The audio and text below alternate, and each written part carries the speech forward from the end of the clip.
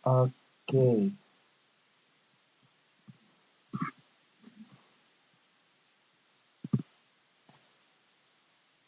sambil kita tunggu temannya, kita bahas tentang hubungan internasional ya. Nampak nggak videonya? Bukan ini, sorry. Eh,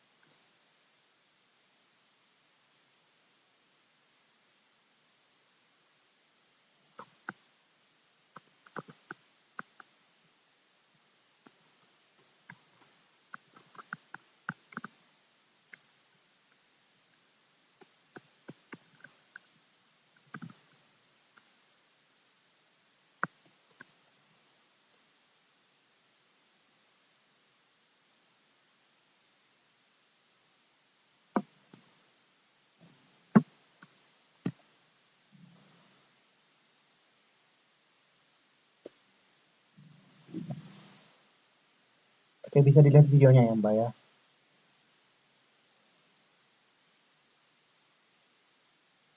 Nanti dari video ini bisa ditanyakan pertanyaannya.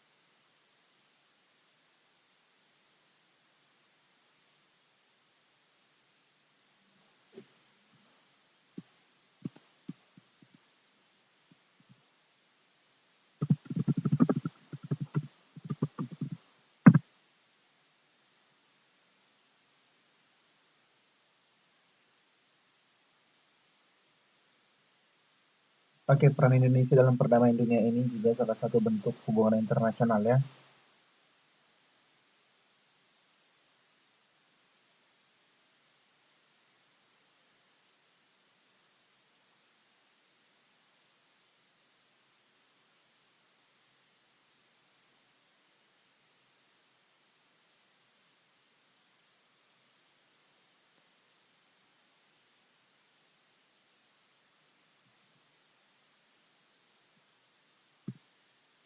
Oke, bisa kita lanjutkan. Oke, kita lanjut ya.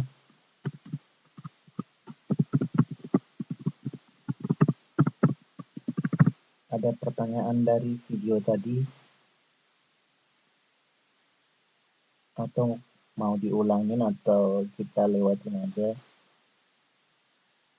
Bisa ya dilanjut ya. Oke, di buku cetaknya itu halaman 135, 134. Oke, 134 ya. Kita masuk ke tahap pembuatan perjanjian internasional. Jadi saya berharap untuk pertemuan selanjutnya jangan ada yang terlambat karena materi sebenarnya ini agak susah ya, dan ini banyak materinya. Nah, tahap pembuatan perjanjian internasional. Yang pertama itu nanti kita bahas adalah dalam Konvensi Wina tahun 1969. Kalau dikatakan Konvensi Wina itu adalah Wina itu di Austria, ya. Jadi di sana ada pertemuan yang membahas hukum perjanjian internasional antar negara-negara. Setelah kesepakatan hukum perjanjian internasional dibuat, ya. Yang pertama sekali itu adalah perundingan atau negotiation, ya. Oke, perundingan. Oke, kalau dikatakan dia pernah nggak dengar kata nego? Berunding pernah nggak dengar? Saya mau jawabannya Mbak Tia.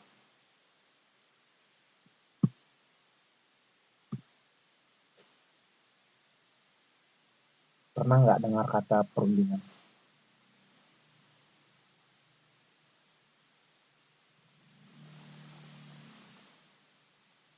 Mbak Tia, halo, halo, halo.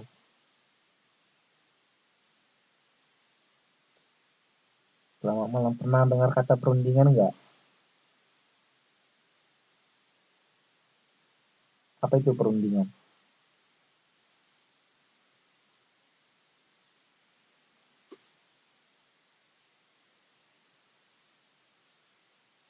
Oh, Mbak Tia pernah nggak berunding?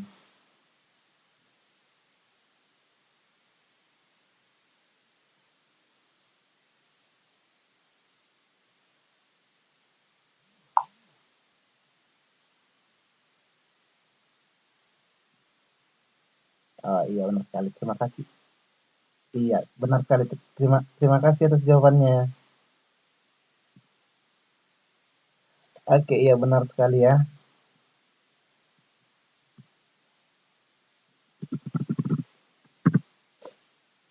Oke, yang ingin memberikan jawabannya siapa lagi?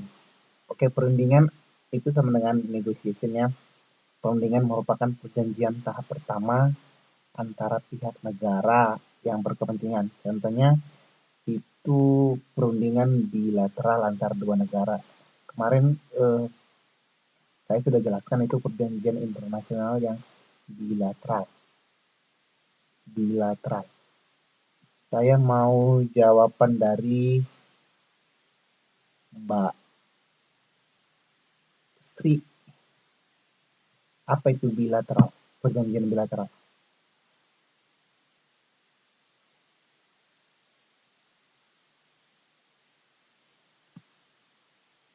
Halo.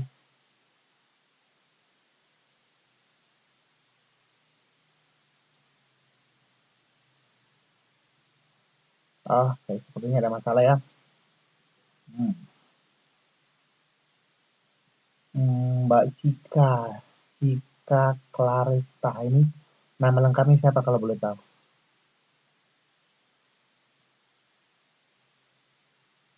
Ya, nama lengkapnya siapa?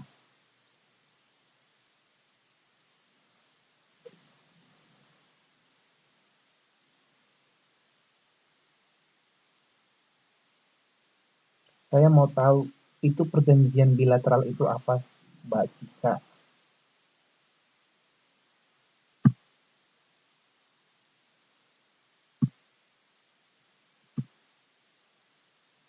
Oke, saya mau tahu itu perjanjian bilateral itu apa? Kan kemarin saya sudah bahas itu apa perjanjian bilateral, apa perjanjian multilateral, ya.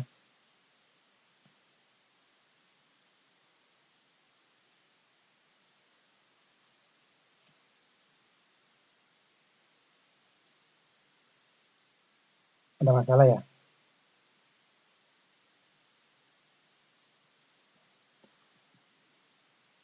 Oke, Mbak Ayu yang jawab ya. Perjanjian yang dilakukan oleh dua negara. Baik, sepertinya ada masalah di suara tadi.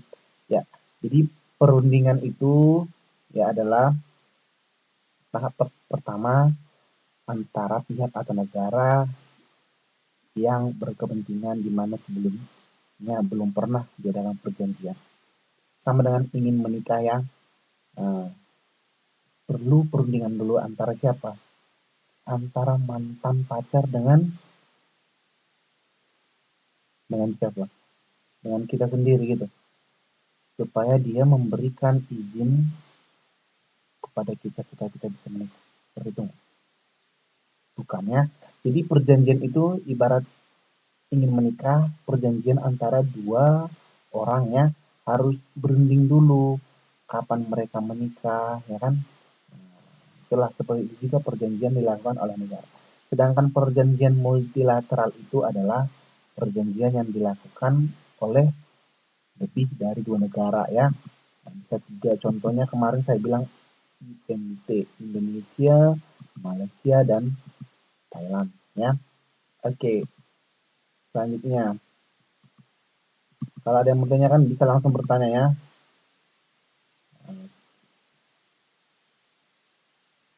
Yang kedua, penandatanganan. Oke, penandatanganan itu dilakukan oleh Menteri Luar Negeri atau Kepala Pemerintah dengan catatan sah apabila 2/3 suara peserta yang hadir memberikan suara, kecuali ditentukan lainnya. Oke. Namun belum bisa dilakukan perjanjian sebelum diratifikasi. Kalau dikatakan itu ratifikasi ya, ratifikasi. Ratifikasi ini sama dengan pengesahan. Oke, setelah ditandatangani baru disahkan ya. Saya. Oke, selanjutnya adalah ratifikasi, di mana ratifikasi ini adalah pengesahan perjanjian antara negara-negara tersebut ya. Oke. Oleh karena itu, dengan adanya pengesahan atau ratifikasi, maka muncullah hukum antara dua negara ataupun negara-negara yang berkepentingan tersebut dalam melakukan perjanjian internasional. Ya kan, akan muncul hukum. Ya. Oke, hukum yang mengikat antara kedua negara ataupun negara-negara yang bersangkutan. Saya mau tanya Mbak bisa bisa kasih suaranya nggak? Apa itu hukum?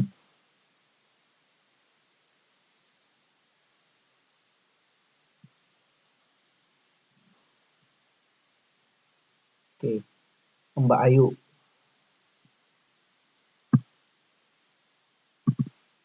Mbak Ayu ini saya sudah keep suaranya ya. Apa itu pengertian hukum?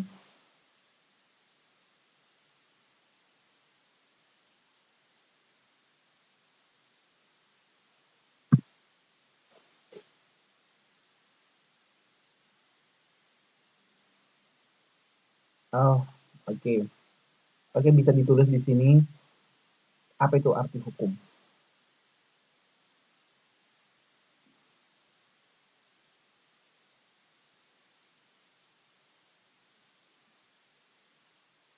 Dengan adanya ratifikasi, maka muncullah hukum di antara negara-negara yang melakukan hubungan internasional. Oke, peraturan. Peraturan itu sifatnya seperti apa?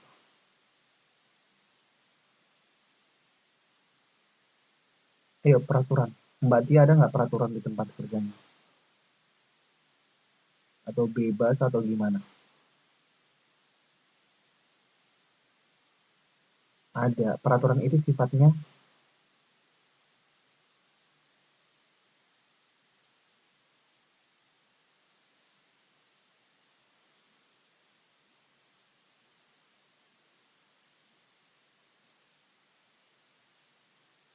seperti apa? Siapa yang bisa silakan di sini diketik ya.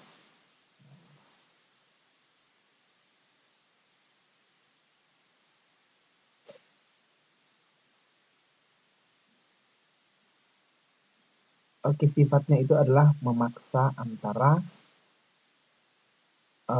hukum. Hukum itu dia bersifat memaksa yang harus dipatuhi. Maka setelah muncullah pengesahan atau ratifikasi, maka setelah ada ratifikasi muncullah yang namanya hukum, ya. Nah, di mana hukum itu harus ditaati. Kalau tidak ditaati maka akan ada sanksi atau peraturan yang akan ada sanksi yang akan dikenakannya karena peraturan tersebut tidak dipatuhi. Oke, ya harus dijalankan ya. Oke, Mbak Dwi tidak masalah ya. Oke, selanjutnya lihat bukunya halaman 135. Hal yang penting dalam proses pembuatan perjanjian internasional.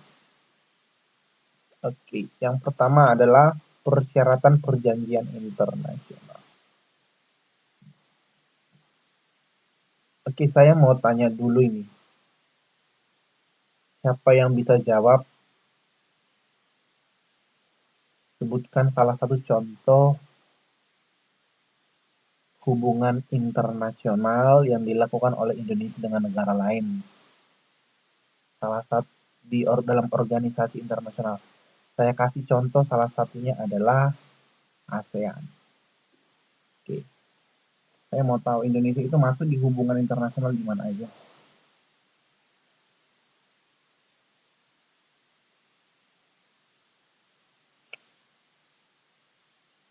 Halo Mbak Julia, bisa kasih contoh nggak Indonesia itu melakukan hubungan kerjasama? Contohnya saya kasih tadi ASEAN. Bisa kasih contoh lain nggak? Oke, sudah? Bisa ya?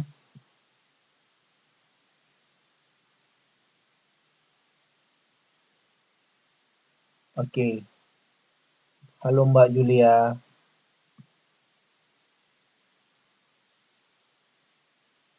Iya, boleh kerjasama ekonomi bisa bisa ya. Iya, tapi dengan negara mana? Saya kasih tadi ASEAN. Kalau dikatakan ASEAN itu apa itu ASEAN?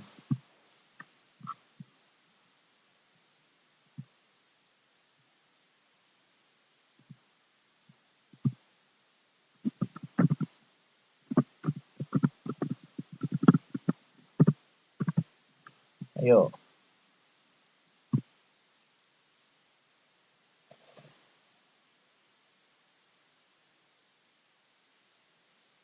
apa itu ASEAN? Udah pernah dengar ASEAN belum?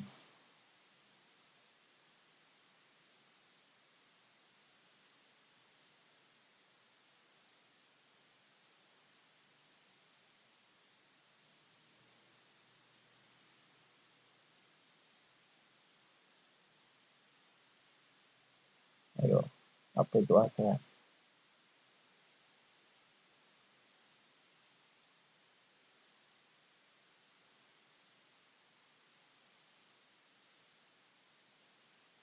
Ayo, siapa nih yang bisa jawab ini? Mbak Sri, Cika, Mbak Dwi.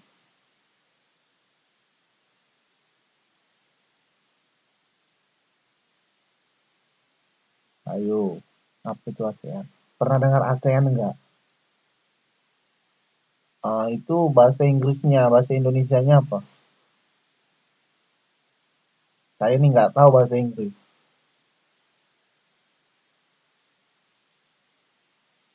Antar negara. Oke, perkumpulan negara-negara di Asia Tenggara, yaitu untuk melakukan hubungan internasional ataupun kerjasama internasional dalam bidang pendidikan, kebudayaan, ekonomi, politik, ataupun pertahanan dan keamanannya.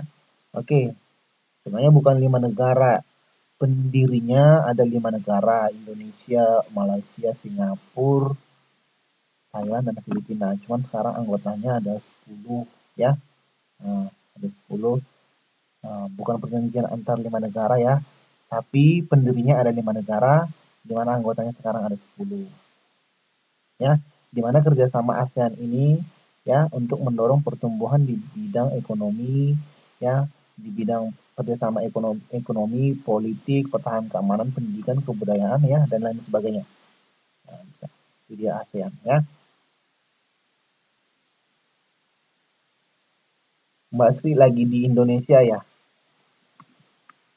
Kalau di Indonesia ya eh, sinyalnya mungkin jelek.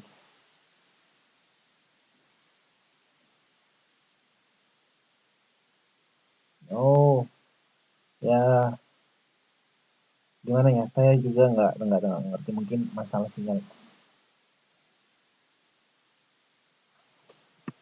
Mantul kemana nih suaranya? Ke langit.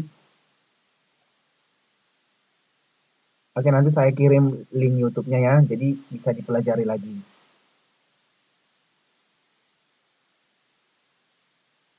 Oke, bisa ya? Oke, kita lanjut. Halo, selamat datang Indohan. Ini nama lengkapnya siapa?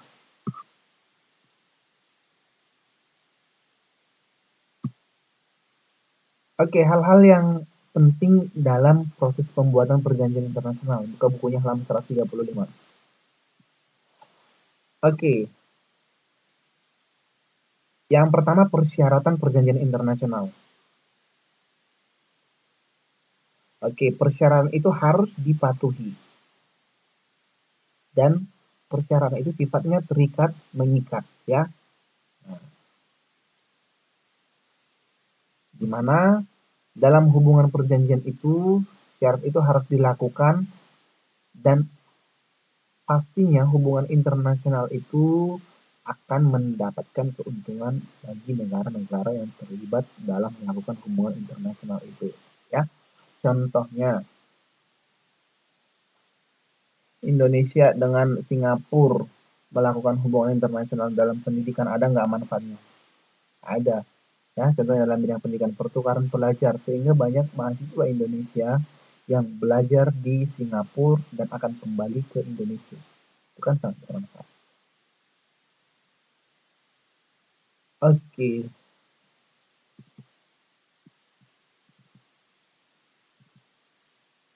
boleh tahu nggak namanya kenapa Indoham?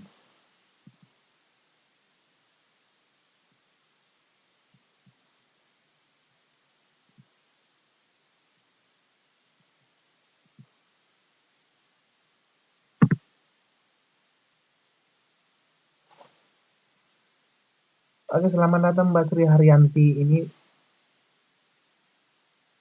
lagi di mana nih? Oke, pertukaran pelajar itu contohnya untuk mengetahui pendidikan di Singapura, ya. Nah, contohnya mahasiswa Indonesia yang belajar Singapura itu kan di Singapura pendidikannya lebih bagus. Pastilah mereka bisa belajar dari Singapura dan akan membagikan ilmunya di Indonesia. Itu kan ada manfaatnya. Itu untuk meningkatkan pendidikan, kualitas pendidikan di Indonesia. Ya. Oke, contohnya, mengapa banyak sekali mahasiswa Indonesia yang kuliah di Taiwan, ya kan? Nah, secara umum kita mengetahui bahwa kualitas pendidikan di Taiwan lebih baik daripada di Indonesia secara umum, ya kan? Nah, terus manfaatnya ada nggak dengan negara kita? Ada. Itu karena tadi adanya hubungan internasional ataupun kerjasama internasional yang dilakukan oleh dua negara tersebut. Oke ya?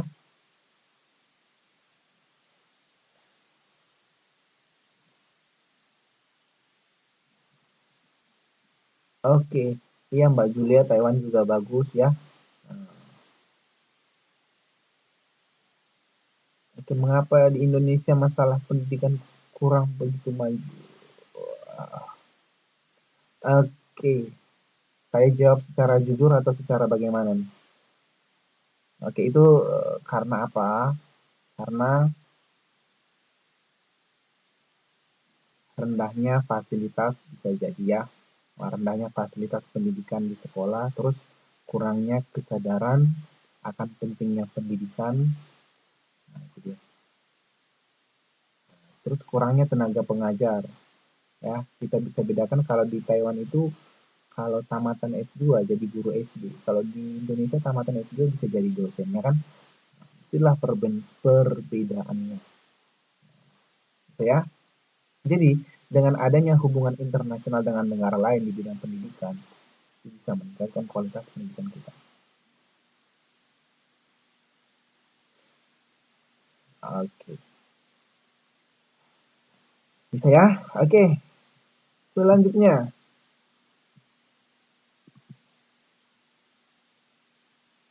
mengenai persyaratan dalam perjanjian internasional terdapat dua teori yang berkembang. Yang pertama, teori kebulatan suara.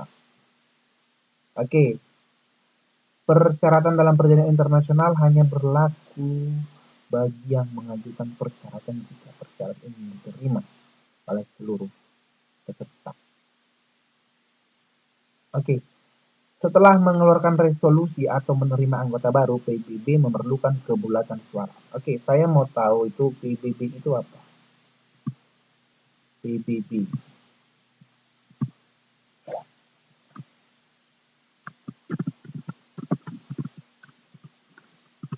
Apa itu PBB dan tahun berapa Indonesia masuk menjadi anggota PBB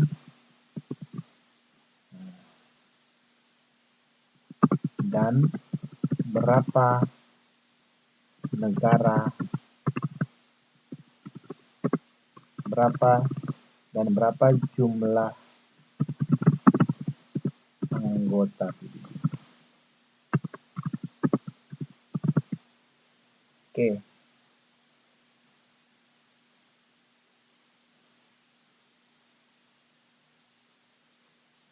Oke, Mbak Tia, itu permasalahan yang sangat banyak ya. Kita tidak bisa jawab secara rinci di sini. Intinya tadi itu karena masih tingkat kesadarannya belum tinggi ya, dan kurangnya fasilitas ya, karena seperti banyak orang-orang Indonesia yang belajar di luar negeri dan akan kembali ke Indonesia, mereka itu ilmunya kurang dikembangkan karena kurangnya fasilitas tadi ya. Nah, contohnya di Taiwan tuh kan fasilitas laboratoriumnya misalnya sangat baik. Ketika mahasiswa Indonesia yang pulang ke Taiwan dan ingin mengajar di Taiwan, di Indonesia, itu ilmunya kurang bisa dikembangkan karena fasilitasnya kurang ya. Oke, apa itu PBB dan tahun berapa Indonesia menjadi anggota PBB dan berapa jumlah anggota PBB? Ya, saya mau tahu. Mbak Julia bisa nggak kasih penjelasan?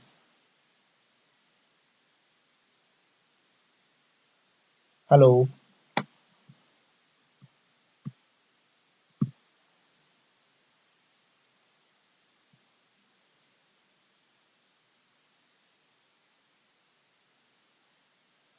Oke, Mbak Mbak Mailda, PBB itu adalah Perserikatan Bangsa-Bangsa, benar. Tapi saya mau tahu itu PBB itu kan perkumpulan bangsa-bangsa. Saya mau tahu Indonesia masuk menjadi anggota PBB tahun berapa.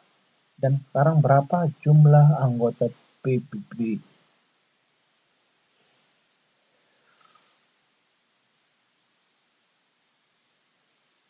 Ayo, siapa yang bisa jawab?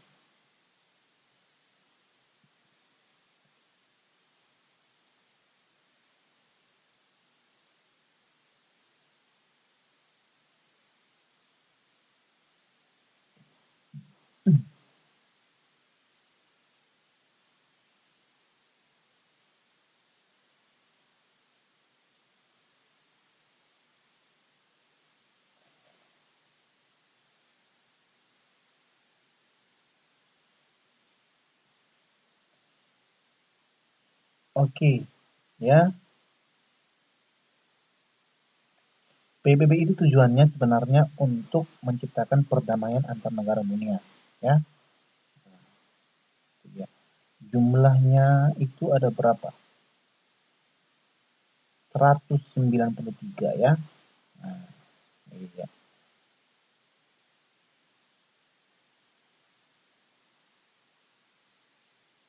1993. Indonesia itu masuk tahun 1950. Oke, bisa ya?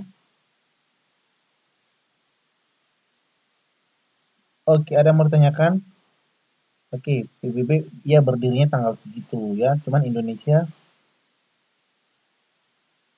itu masuk tanggal berapa? Saya mau jawaban yang pasti. 50, 51, 52, 5 berapa?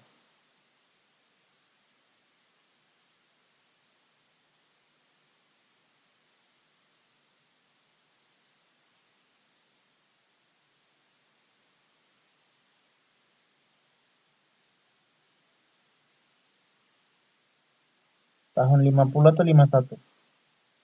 Tahun 1950 ya. Oke, Mbak Dwi, mungkin masalah sinyal ya. Nah, Mbak Sri Haryanti, jelas nggak suara saya?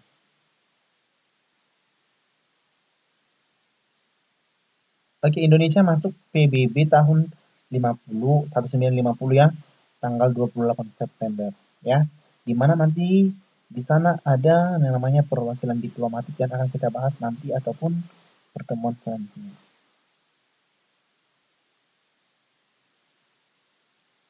Bisa ya?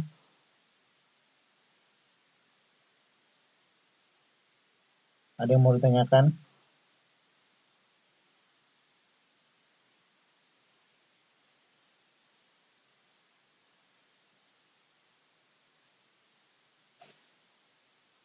Oke, ada yang mau ditanyakan silakan ditanyanya.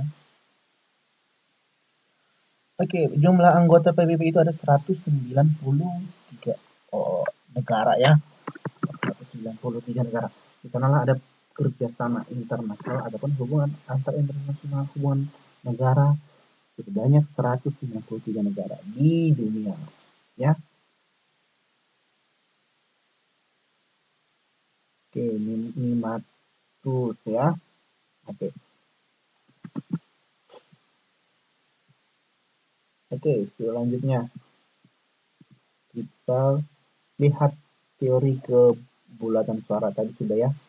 Nah, setiap mengeluarkan resolusi atau menerima anggota baru, PBB memerlukan kebulatan suara. Oke. Bisa ya? Jika intinya adanya kesamaan pendapat ya di antara anggota-anggota PBB. Yang kedua adalah teori Pan-Amerika. Setiap perjanjian itu mengikat negara yang mengajukan persyaratan dengan negara menerima persyaratan. Contoh, dengan adanya NATO atau AFTA. Oke, saya mau tanya itu Mbak Waryanti, itu NATO itu artinya apa? NATO atau AFTA? AFTA. Mbak Tia juga saya bisa nggak nanya? Mbak Tia kan sinyalnya kan jelas.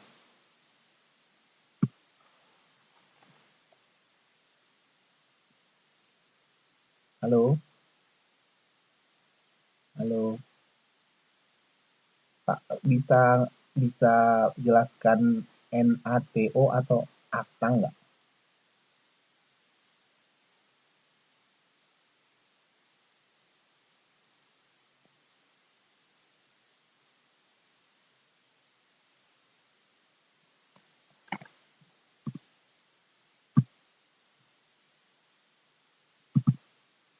Oke, sepertinya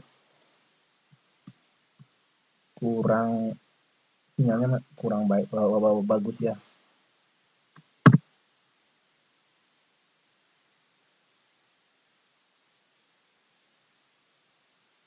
Oke, North Atlantic Treaty Organization. Kalau AFTA itu apa?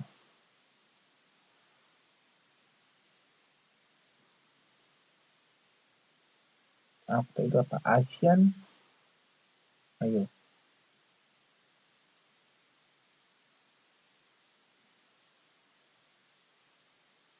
Iya, Indonesia pernah keluar dan masuk lagi ya, Mbak Sri Haryanti ya.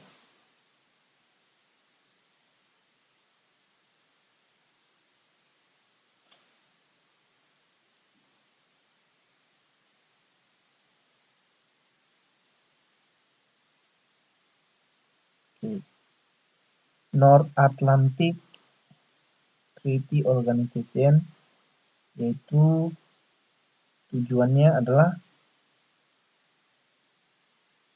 sebagai wadah implementasi komitmen masing-masing negara anggota terhadap perdamaian dan keamanan anggota lainnya.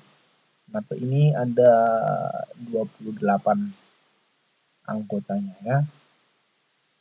Oke. Di mana tujuan mereka juga untuk mencegah konflik antar negara dan membantu menyelesaikan berbagai konflik atau krisis yang terjadi. Itulah tujuan hubungan internasional. Oke.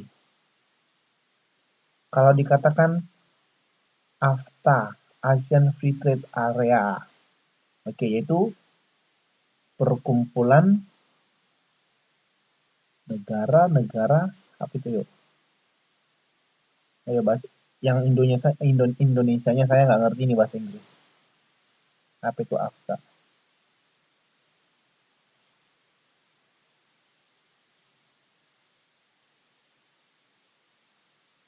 Ayo.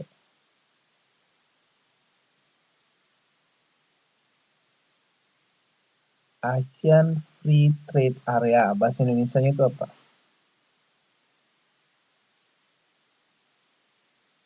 Perkumpulan negara kawasan perdagangan bebas ASEAN ya. Oke. Perkumpulan negara kawasan perdagangan bebas ASEAN. Ya. Oke. Di mana tujuan AFTA ini adalah meningkatkan daya saing ASEAN sebagai basis produksi dalam pasar dunia. Ya. Oke.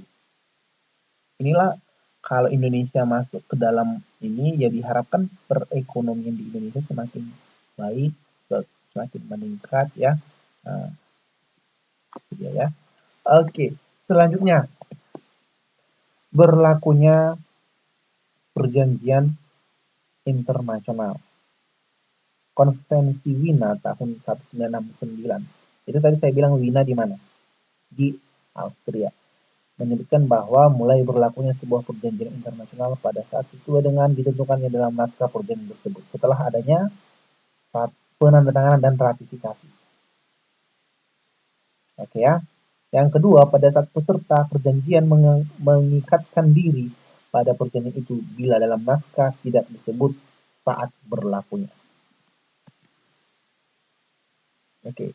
Jadi perjanjian itu nanti dia setelah ditentukan kapan itu terjadi, akan terjadi disitulah perjanjian tersebut dimulai. Oke. Yang kedua, bisa jadi pada saat perjanjian itu tidak ada tanggalnya, contohnya, maka pada saat peserta itu mengikatkan diri, menandatangani, disitulah perjanjian itu berlaku bagi negara-negara yang terlibat, ya. Oke.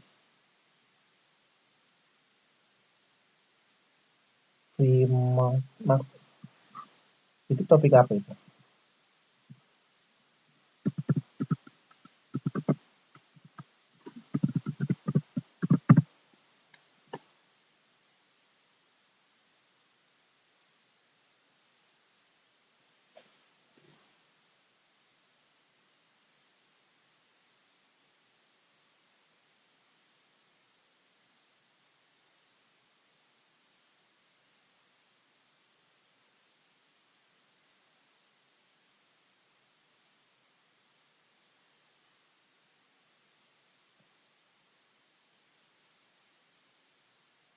Oh, maksudnya Freemason perkumpulan organisasi negara-negara juga ya? Oh, oke, oke.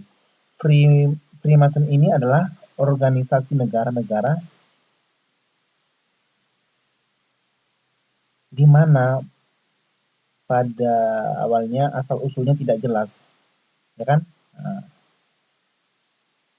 Freemason ini ada dalam beragam bentuk di seluruh dunia dengan jumlah anggota diperkirakan sekitar 6 juta. Oke. Di mana anggota ini organisasi ini tidak memiliki pusat ya, dan setiap negara mempunyai organisasi yang berdiri sendiri.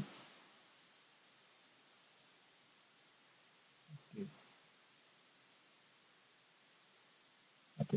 Dimana Freemason ini juga sifatnya sangat tertutup, dan ini sepertinya sangat ketat dalam menerima anggota baru. Dimana tujuan utamanya Freemason ini membangun persaudaraan dan pengertian bersama akan kebebasan berpikir yang dengan standar moral yang tinggi. Oke, bisa ya?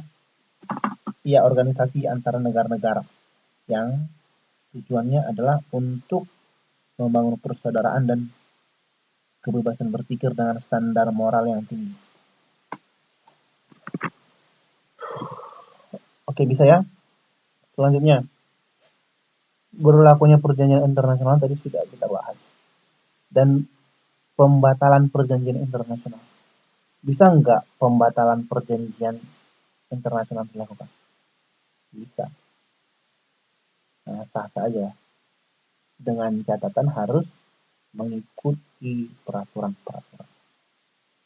Oke, pembatalan perjanjian internasional berdasarkan Konferensi Wina di Austria tahun 1969 dikatakan bahwa negara ataupun peserta atau wakil kuasa penuh melanggar ketentuan hukum nasionalnya.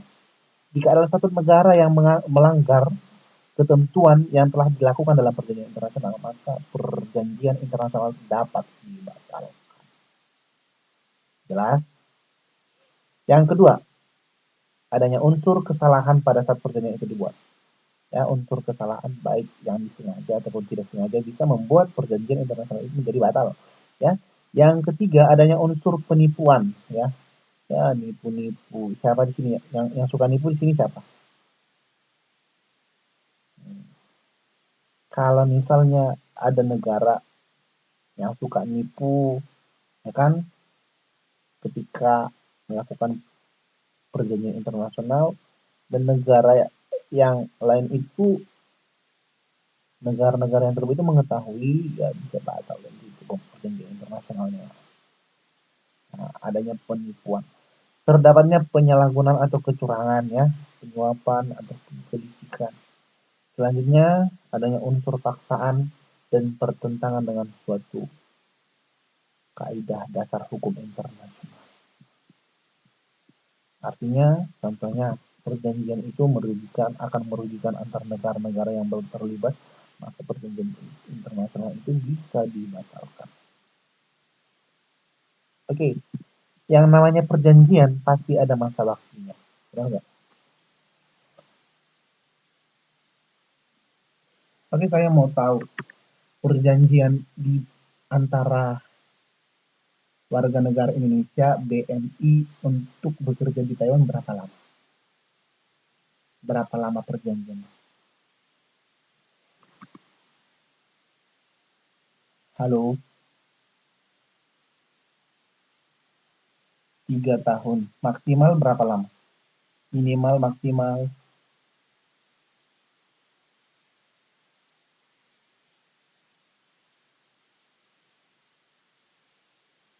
Mbak Tia Mojang Banjar.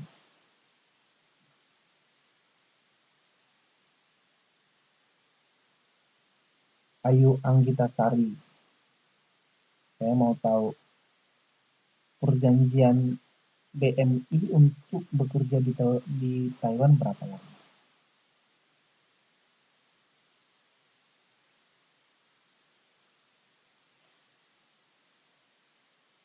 Oke, pastinya ada periode waktunya, ya kan? Nah, oke. Saya sebenarnya tidak paham ya berapa lama maksimal, tapi banyak yang jawab 3 tahun. Oke. Jadi 3 tahun ini, kita setelah 3 tahun itu kan ada periodenya, bisa akan pulang ke Indonesia, bisa memperpanjang juga bisa. Maka seperti itu juga perjanjian internasional bisa berakhir dengan catatan perjanjian itu memang benar-benar sudah selesai, ataupun ada hal-hal yang menjadikan perjanjian internasional itu berakhir. Ya, oke. Menurut Profesor Dr. Mohtar Kusuma Atmaja dalam buku Pengantar Hukum Internasional, di mana perjanjian internasional ini bisa berakhir setelah tercapai tujuannya.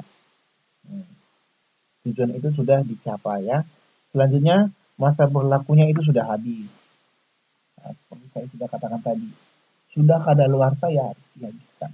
Ya sudah diakhiri ya. Nah, yang ketiga, salah satu pihak peserta atau salah satu negara menghilang ya. Yang selanjutnya adanya persetujuan dari peserta untuk mengakhiri perjanjian. Oke. Yang selanjutnya syarat tentang pengakhiran perjanjian internasional itu sudah dipenuhi. Dan yang terakhir, perjanjian secara sepihak diakhiri oleh satu peserta dan pengakhiran itu diterima oleh pihak lain. Nah, contohnya, Indonesia melakukan hubungan internasional dengan negara lain.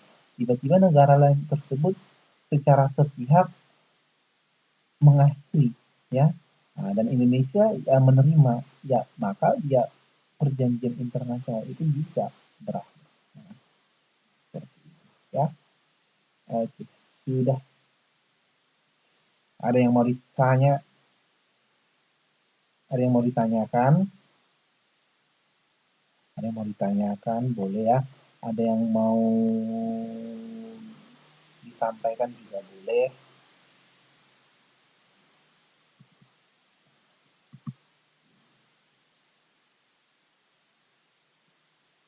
Oke, sebelum kita lanjut ke ratifikasi, kita lihat lagi tadi yang ini.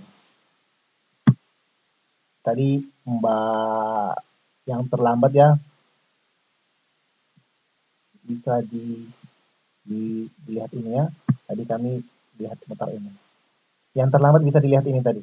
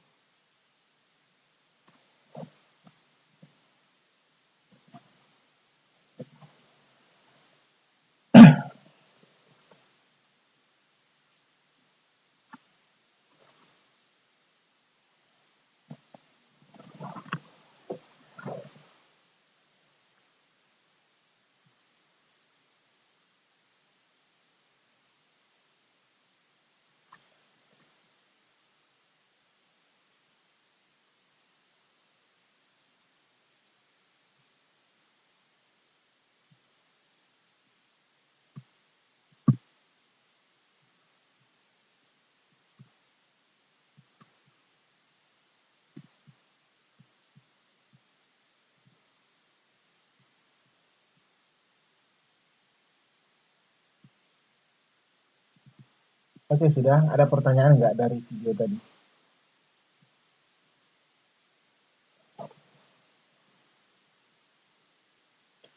Oke, kalau tidak ada pertanyaannya kita lanjut tentang ratifikasi. Ratifikasi ini sama dengan pengesahan. Pengesahan perjanjian internasional di Indonesia.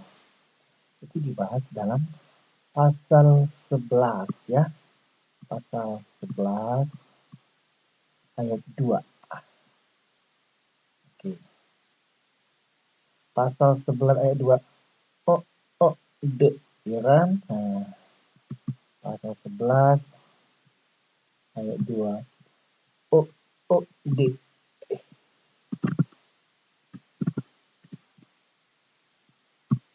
1945. Katanya apa? Presiden dalam membuat perjanjian internasional lainnya yang menimbulkan akibat yang luas dan mendasar bagi kehidupan rakyat yang terkait dengan beban keuangan negara dan atau mengharuskan perubahan atau pembentukan undang-undang harus dengan persetujuan DPR. Oke, Mbak Tia, saya mau nanya, DPR itu apa? Kepanjangan.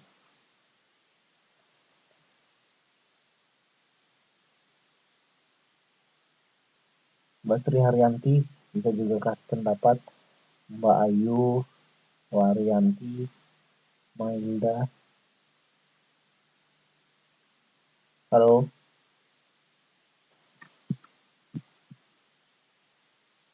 DPR itu apa?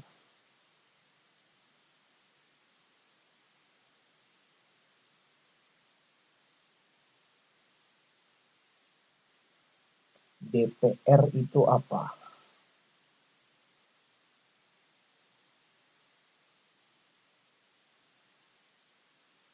Oke, Dewan Perwakilan Rakyat. Berarti wakil dari rakyat. Ratifikasi tadi apa? Pengesahan. Pengesahan perjanjian internasional di Indonesia. Contohnya, Indonesia melakukan hubungan internasional dengan negara lain, presidenlah yang meratifikasi. Tetapi ingat, presiden dengan meratifikasi harus dengan persetujuan dari DPR. Karena DPR itu adalah wakil rakyat. Gitu ya. Jadi adanya hubungan kerjasama antara DPR dan presiden dalam melakukan suatu ratifikasi. Bisa ya? Nah, contohnya kemarin saya bilang itu legislatif, eksekutif, yudikatif itu kan, tahu kan? Legislatif dan eksekutif. Legislatif adalah DPR, eksekutif adalah presiden. Di mana kedua ini sangat saling berhubungan dalam merumuskan suatu peraturan. Begitu juga dengan melakukan ratifikasi ataupun pengesahan perjanjian internasional dengan negara lain, di mana ratifikasi ini harus membawa dampak yang baik terhadap kehidupan masyarakat Indonesia.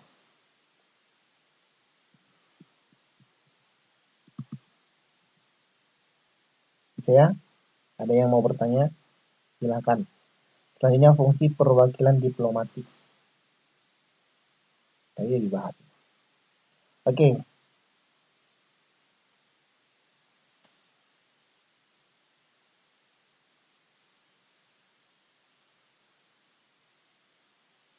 Di sini dikatakan bahwa kerjasama Indonesia, kerjasama merupakan suatu bentuk perwujudan politik luar negeri yang bebas aktif.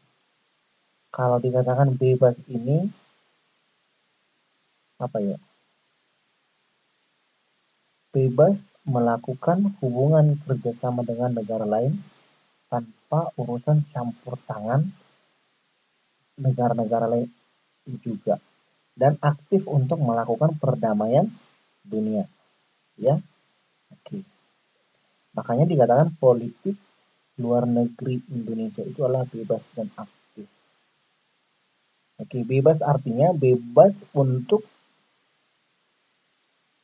melakukan hubungan internasional dengan negara lain tanpa ada unsur paksaan, ya.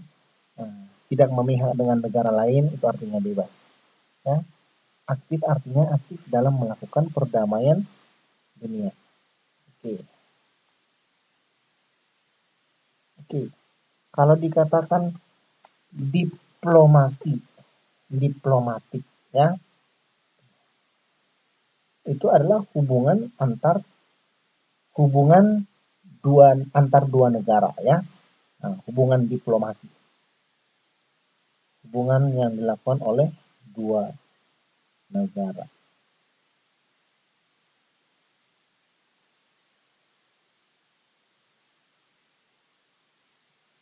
Kita atau siapa yang ingin memberikan penjelasan?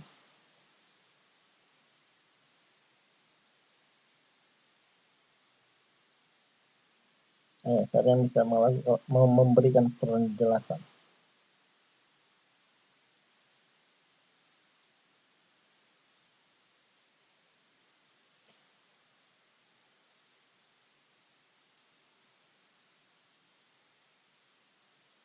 Mbak Tiramaya mau kasih penjelasan nggak?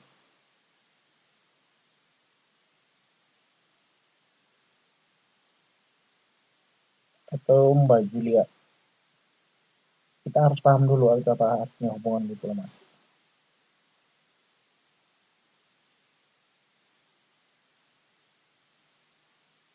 Hubungan diplomat itu hubungan antara negara-negara di mana negara tersebut itu saling menempatkan perwakilannya ataupun kedutaan ataupun konsuler atau konsulat, ya.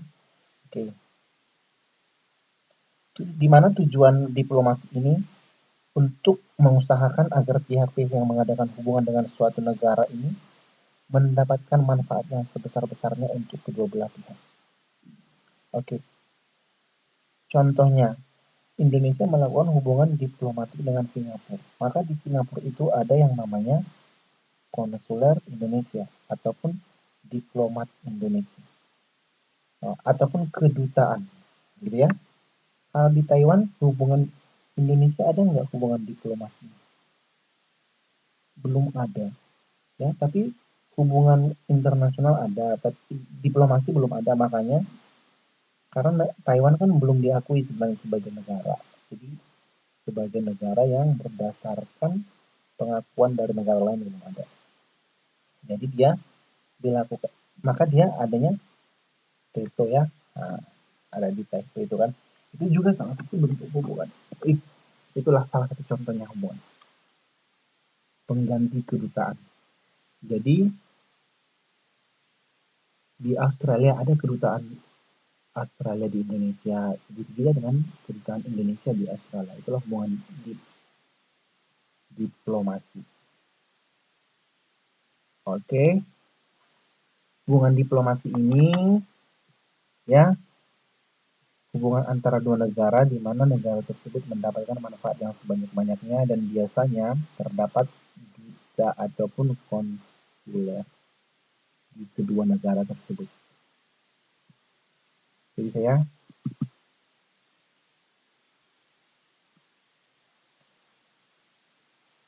oke, oke, sudah ya, jelas. Tugas pokok perwakilan diplomatik: menyelenggarakan hubungan dengan negara lain dengan pemerintahan asing, ya. Terus mengadakan perundingan masalah-masalah dan berusaha menyelesaikannya. Contohnya, ketika ada TKI yang bermasalah di Malaysia, maka siapa yang mau berusaha memecahkan masalah tersebut itu? Ayo. Yang pertama kan kedutaan negara Indonesia yang ada di Malaysia kan, karena mereka sudah ada hubungan diplomat, ya. Oke. Selanjutnya, mengurus kepentingan negara serta warga negaranya di negara lain. Kalau di Taiwan siapa? Ya. Mengurus paspor kemana? Kalau paspornya udah mau kadaluarsa atau berakhir.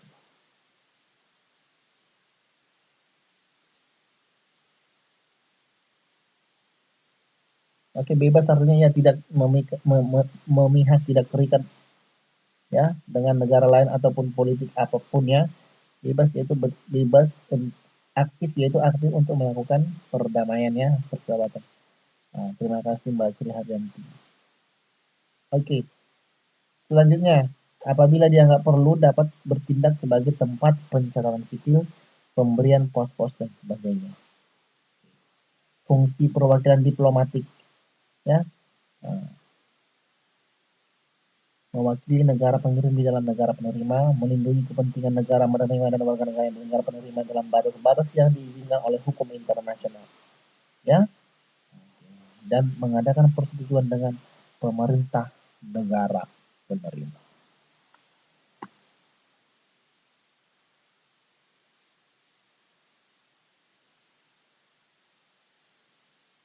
Gitu ya. Oke, fungsi perwakilan diplomatik memberikan keterangan tentang kondisi perkembangan negara penerima sesuai dengan undang-undang dan melaporkan kepada pemerintah negara pengirim dan memelihara hubungan persahabatan antara kedua negara.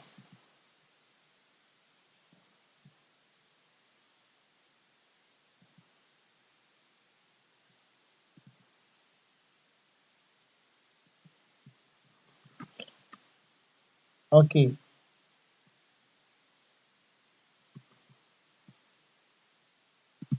lihat selanjutnya tingkatan perwakilan diplomatik. Yang pertama adalah duta besar, dubes ya. Oke, atau ambassador. Duta besar ini adalah tingkat tertinggi dalam perwakilan diplomatik ya. Oke, yang kedua adalah duta ya. Duta adalah wakil diplomatik. Nah, yang ketiga adalah menteri dan presiden ya. Biasanya adalah menteri luar negeri dan menteri apa ya? Dalam negeri ya. Nah, tapi biasanya itu yang paling berperan dalam melakukan perwakilan diplomatik adalah menteri luar negeri. Bisa ya?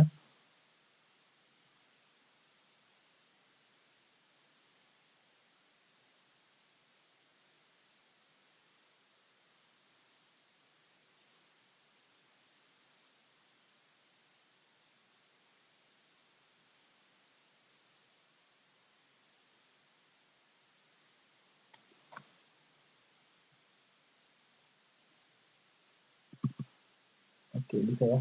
Selanjutnya adalah kuasa usaha. Ini di bukunya juga ada. Ya, itu kepala usaha tetap itu dibagi dua. Kepala usaha tetap dan kepala usaha sementara. Kepala usaha tetap berarti dia sudah ditetapkan untuk menjadi staf, sedangkan yang sementara adalah bisa jadi sebagai pengganti atau cadangan. Oke. Selanjutnya adalah atase. Atase ini adalah pejabat pembantu dari duta besar. Oke. Atase ini dibagi menjadi dua. Yang pertama atase pertahanan, di mana atase ini diduduki oleh perwira militer. Nah, yang dimana diperbantukan oleh Departemen Luar Negeri untuk di suatu kedutaan besar. Ya, yang kedua atase teknis. Ingat tadi atase itu apa? Pejabat pembantu dari duta besar, ya, kedutaan. Oke, atase ini dijabat oleh seorang pegawai negeri yang tidak berasal dari Departemen Luar Negeri, tetapi dan ditempatkan di salah satu kedutaan besar. Contohnya, Kedutaan Besar Republik Indonesia di Jepang, Kedutaan Besar Republik Indonesia di Australia, dan lain-lain. Ada atase teknis, itu adalah seorang pegawai negeri, sedangkan atase pertahanan tadi seorang perwira militer, ya.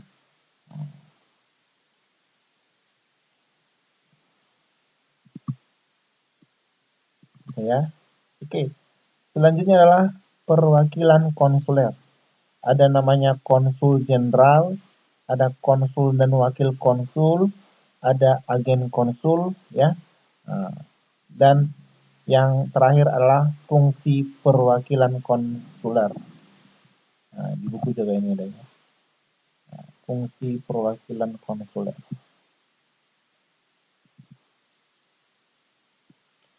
Yang pertama itu perlindungan terhadap kepentingan warga negara Indonesia dan badan hukum Indonesia di wilayah negara penerima. Oke, contohnya ketika ada mahasiswa Indonesia yang berada di Prancis, terus tiba-tiba Prancis itu mendapatkan serangan bom, ya kan, ada di sana serangan bom. Perlindungan yang pertama sekali itu didapatkan adalah dari perwakilan konsuler. Jadi perwakilan konsuler itu harus bertanggung jawab dalam melindungi warga negaranya di negara penerima. Gitu ya? Oke. Selanjutnya, peningkatan hubungan perekonomian, perdagangan, perhubungan, kebudayaan, dan ilmu pengetahuan. Nah, contohnya tadi saya bilang itu pertukaran pelajar, boleh ya. Nah, meningkatkan hubungan perekonomian, ekspor dan impor, ya. Nah, ekspor dan impor. Saya mau tanya itu, Mbak Dwi, itu ekspor dan impor itu apa? Apa itu ekspor? Apa itu impor? Atau Mbak Julia juga boleh. Apa itu ekspor? Apa itu impor?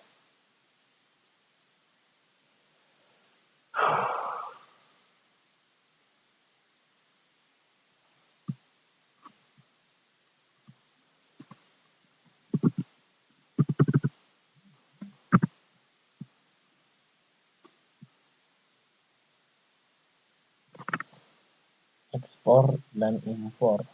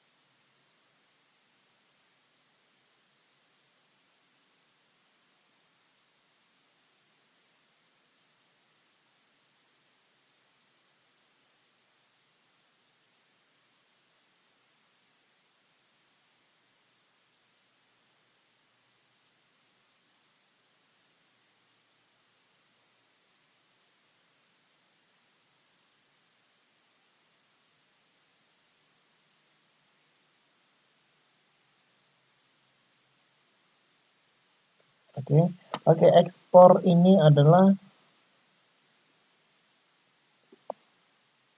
mengirimkan barang dan jasa ke luar negeri. Impor adalah mendatangkan barang dan jasa dari luar negeri ke dalam negeri. Ya, benar sekali ya. Oke, terima kasih. Oke, ya. Oke, inilah contoh daripada fungsi perwakilan konsuler. Meningkatkan hubungan perekonomian, perdagangan, perhubungan kebudayaan, dan ilmu pengetahuan. Ya, oke. Yang ketiga adalah fungsi daripada konsuler itu adalah pengamatan, penilaian, dan pelaporan mengenai kondisi dan perkembangan di wilayah kerja dan wilayah negara penerima. Oke, konsuler itu berarti mengamati, ya. Oke, yang selanjutnya adalah kegiatan manajemen kepegawaian, keuangan, perlengkapan pengamanan internal, perwakilan, komunikasi, dan persandian, ya. Oke, bisa ya. Oke, selanjutnya fungsi-fungsi lain sesuai dengan fungsi-fungsi lain sesuai dengan hukum dan praktik internasional, ya, yang diadakan oleh dua negara tersebut. Apa aja itu ya, dan lain-lain. Oke, fungsi-fungsi lain yang sesuai dengan peraturan antara kedua belah pihak. Oke, selanjutnya yang terakhir ya, sebelum kita akhiri kelasnya, peranan perwakilan diplomatik, itu membentuk menentukan tujuan dengan menggunakan semua daya dan tenaga dalam mencapai tujuan tersebut. Oke, apa tujuan hubungan internasional? Itu mendapatkan manfaat sebanyak-banyaknya. Nah, bisa jadi di bidang perekonomian tadi, bisa di bidang politik, bisa di bidang pertahanan keamanan, bisa di sosial dan budaya, dan lain-lain. Ya, nah, terus fungsi dari peranan perwakilan diplomatik ini juga menyesuaikan kepentingan bangsa lain dengan kepentingan nasional sesuai dengan tenaga budaya yang ada. Ya, menyesuaikan kepentingan bangsa lain dengan bangsa Indonesia dan menentukan tujuan nasional sejalan atau berbeda dengan kepentingan negara lain. Ya, menentukan tujuan nasional. Oke, tujuan nasional di negara Republik Indonesia itu tertulis di mana? Ayo, siapa yang bisa kasih penjelasan? Ayo, Mbak Sri Haryanti bisa kasih pendapat tujuan negara Republik Indonesia tertulis di mana? Mbak Waryanti bisa, Mbak Ayu Anggita Sari bisa, siapa ini yang bisa? Tujuan nasional negara Indonesia tertulis di mana?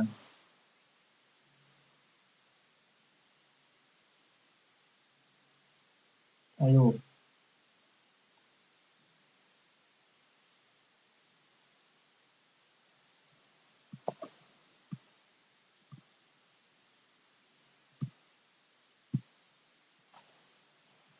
Halo.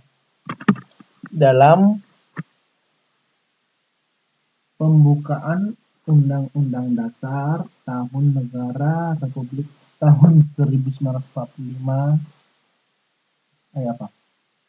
Dalam Undang-Undang Dasar ya, pembukaan Undang-Undang Dasar Negara Republik Indonesia tahun 45.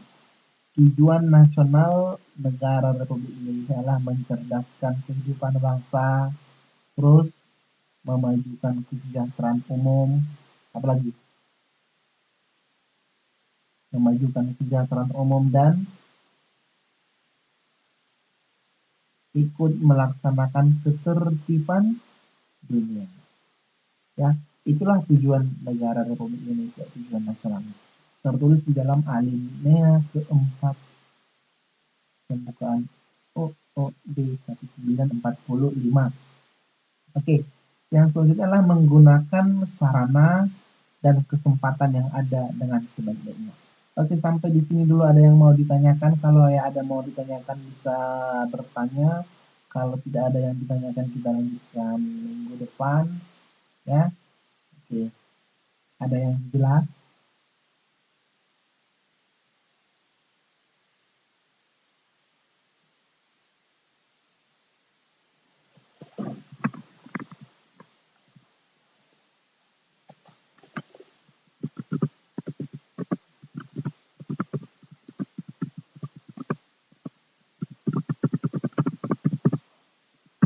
Oke, bisa ya?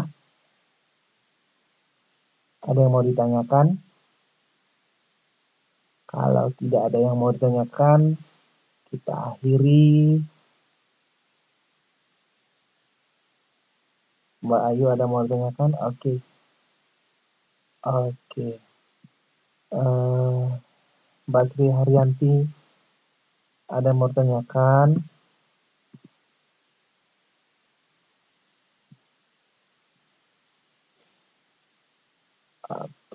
Oke, nanti saya kirim link YouTube-nya ya. Terima kasih atas perhatiannya. Materi kita seminggu depan itu adalah tentang ASEAN. Ya, jadi harus dibahas itu apa itu ASEAN, apa tujuannya, apa simbol, lambang, dan lain-lain yang berhubungan dengan ASEAN itu harus dibahas. Harus dipelajari dulu ya. Jadi saya nanti bertanya sudah bisa dipahami. Oke. Terima kasih semuanya. Selamat malam. Sampai jumpa di pertemuan selanjutnya. Malam, selamat malam.